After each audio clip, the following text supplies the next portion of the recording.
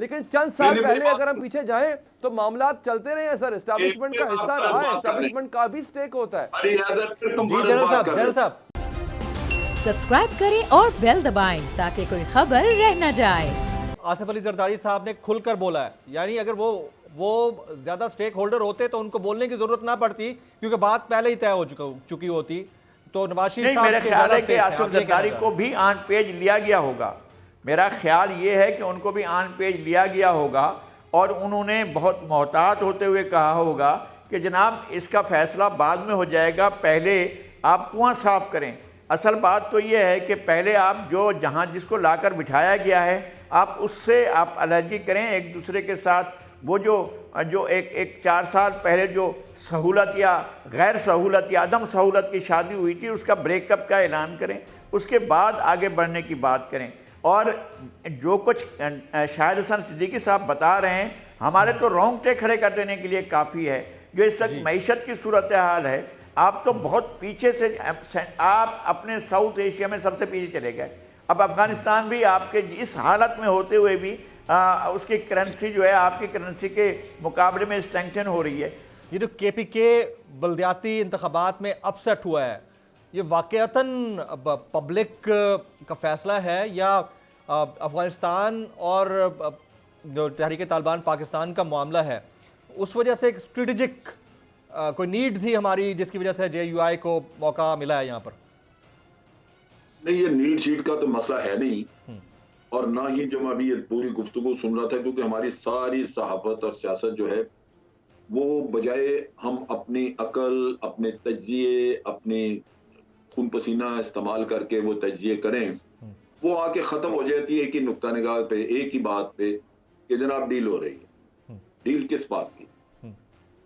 कौन? अगर आपने देखा कि PMLN ने ज़िमनी इलेक्शन सारे जीते हैं तो हुकूमत की अपनी और उनकी कारकर्दगी या हुकूमत की कारकर्दगी से लोग मायूस हुए तो उधर गए होंगे। यहाँ दुख ये है कि जो इलेक्शन हारता है, ये मैं एक आपको, बल्कि यहाँ पे ये मैं कह दूं कि PTI वाहिद जमात है, मैं उसको मुबारक देता हूं इस बात की कि KPK में इलेक्शन हार के उन्होंने ये नहीं कहा कि आज एस्टेब्लिशमेंट जो है वो मौलाना फजल रहमान का साथ दे रही। वरना तो यहाँ हर पार्टी जो हारती है, जब ये ज़िमनी इलेक्शन जीते हैं नून लीग वाले, तो उन्होंने क्यों नहीं कहा कि अब एस्टेब्लिशमेंट हमारे साथ है? हारते हैं तो साथ ही रोना शुरू कर देते हैं। लेकिन जनरल साहब ये कुछ चीज़ें तो ऐसी होती हैं, देखें नुक्ता निगाह अपना होना वो अलग मैटर है, ओपिनियन कोई भी दे सकता है, बट थिंग इज के वक्त के साथ साथ चीज़ें जब डेवलप हो रही होती हैं तो फिर ये जहन में आता है कि ऐसा क्यों हो रहा है, इस टाइम पे ही क्यों हुआ है। ये नवाज शरीफ साहब से मुतालिक जो खबर आ रही है वो इस टाइम पे क्यों हो रही है, मतलब दिस इज अलार्मिंग ना, that's why people are asking this question. देखिए मैं बता देता हूँ क्यों हो रही जी। बड़ी सीधी सी बात है कि उनकी ये वो बिल्डअप कर रहे हैं एक अपना तासुर इस वजह से कि पॉसिबिलिटी है कि उनकी अपील वहां से अगर रिजेक्ट हो गई, जो कि चांसेस हैं, तो उनको शायद टाइम दिया जाए कि आप हफ्ते के अंदर अंदर यहाँ से चले जाए वापस। ये उन्होंने पिछले दिनों बाज लोगों के साथ किया है कि उनको मुद्दत दी है कि 3-4 दिन के अंदर अंदर आप यहाँ से निकल जाएं। अब चीज ये है कि मियां साहब अगर अपनी सियासत करें, वो झूठ कभी बोला नहीं मियां साहब ने और उनकी फैमिली ने, उन्होंने तो सच बोला ही कभी नहीं। अगर कोई अचंबा है, कोई अगर ऐसी चीज है जो बड़ी अनहोनी होगी तो वो होगा कि जब कभी वो सच बोल, जब कभी वो ये जालसाजी से बाज आ जाएं और कोई सही काम कर दें, तो मैं समझूंगा कि वो बड़ी हैरानी की बात है। वो जाली कागज बनाएंगे, अच्छा, जाली डॉक्यूमेंट्स बनाएंगे, सुप्रीम कोर्ट तक लेके जाएंगे, अदालतें उनके घर की लौंडी हैं, वो उनको सजा नहीं देंगी इस चीज के ऊपर कि आप जाली कागजात दे के आए हैं, वो नहीं देंगी सजा। हालांकि इसके ऊपर बड़ी जल्दी सजा हो सकती थी लेकिन नहीं दी, और उनकी इज्जत बचाई कि जनाब जालसाज मशहूर हो जाएंगे पूरी दुनिया में। जो झूठ बोलता है सरासर और उसकी सच्चाई की कोई एक बात भी आपको नहीं मिलती, आप ऐसे बच्चे हैं कि फिर उनकी बात पे यकीन करके तो सारी थ्योरी पेश करना शुरू कर देते। इससे घटिया और क्या हो सकता है हमारा तजिया कि झूठ जो लगातार बोले उसके झूठ के ऊपर ही बैठ के सच्चाई साबित करने में हम सारे लग जाए। मेरा ख्याल है कि हमारे अपने दिमागों की खराबी है जो बड़ी जबरदस्त दुरुस्ती की जरूरत है उसकी। वरना कोई आपको चंद दिन पहले जरदारी साहब ने झूठ बोला जो उन्होंने कहा कि जनाब हमसे ये फार्मूला क्यों नहीं निकले जरदारी साहब फार्मूला बताने के लिए कि मुझसे किसने पूछा था। उनको क्लियरली जीएचक्यू ने मैसेज दिया कि जी ये नाम क्यों नहीं लेते। एक आदमी का नाम लेना इतना मुश्किल हो गया उनके लिए। बेवकूफ बनाते हैं सुबह से लेकर, ये सारे झूठे 3-3 4-4 दफा हुकूमतें कर बैठे हैं ये, और ये पाकिस्तान को निचोड़ के ले गए हैं, आगे फिर नहीं छोड़ना चाहते आपको, और इसलिए ये इस तरह का हम पैदा करते हैं।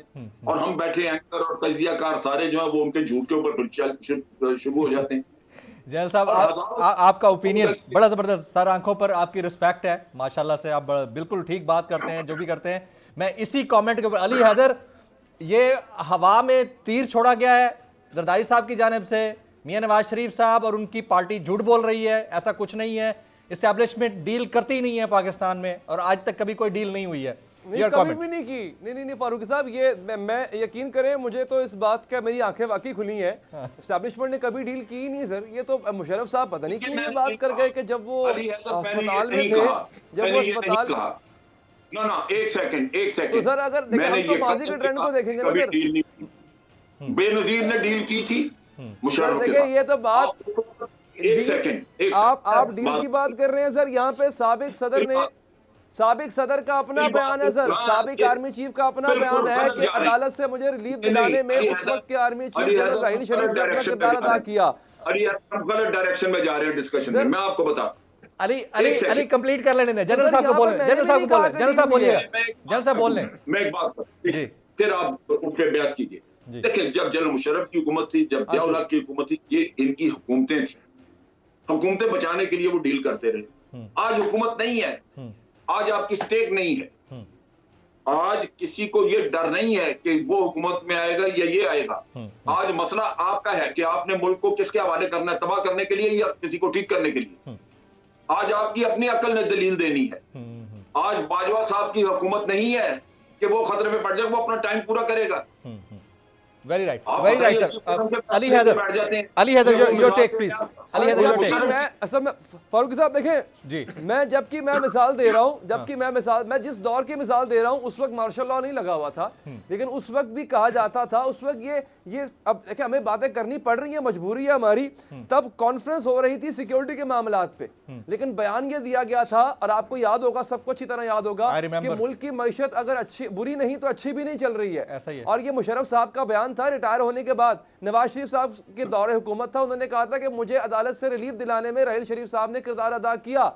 ये मार्शल लॉ का दौर नहीं था, ये जमहूरी दौर था, ये जमहूरी गवर्नमेंट थी। तो सर मैं ये नहीं कह रहा कि अभी कोई डील हुई है, लेकिन चंद साल पहले अगर हम पीछे जाएं तो मामलात चलते रहे हैं सर, एस्टैब्लिशमेंट का हिस्सा रहा है, एस्टैब्लिशमेंट का भी स्टेक होता है। जी जनरल साहब नहीं सर, ये मेरे बयानात नहीं है जनरल साहब, ये एक इदारे के सरबराह का बयान है, वो खुद मान रहे हैं इस बात को, ये मेरा बयान है सर।